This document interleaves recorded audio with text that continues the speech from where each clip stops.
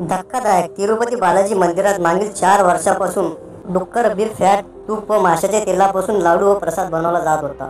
भारतीय जनजातीच्या परंपरा, चालीरीती व जीवनमान जगण्याचा छंद होय. आंध्र प्रदेशचे विद्यमान मुख्यमंत्री चंद्रबाबूंनी एका कार्यक्रमात तिरुमला तिरुपती देवस्थान बोर्ड बद्दल धक्कादायक प्रकरण उघड केले आहे.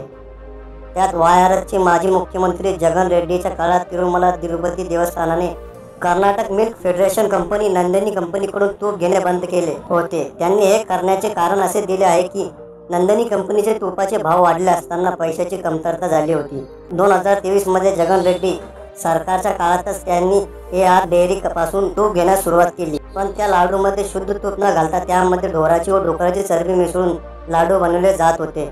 त्या तुपामध्ये ढोराची चरबी व डुकराची चरबीचे तेल व तुपाचे नमुने सापडले आहे.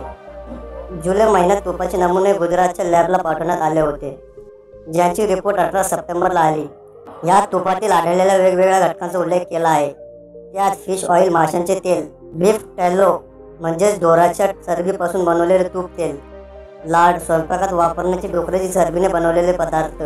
या कृत्यामुळे अब्जो श्रद्धावंतांच्या आणि करोडो शुद्ध सात्विक ब्राह्मणांचा धर्मभ्रष्ट झाला आहे. मग यात माजी मुख्यमंत्री जगन रेड्डीचा काय संबंध येतो ते बघूया. तिरुमला तिरुपती देवस्थान बोर्ड TTD हे स्वतंत्र ट्रस्टी बोर्ड असले तरी त्यांचे व्यवस्थापन आंध्र प्रदेश सरकार करते.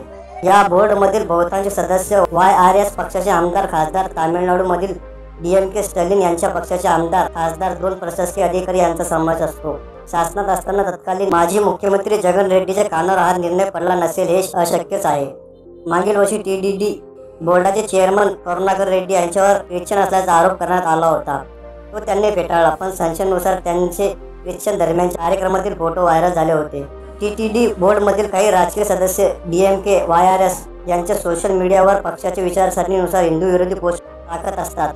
काही सदस्यांवर तर ख्रिश्चन असल्याचा सुद्धा दावा करण्यात आला होता.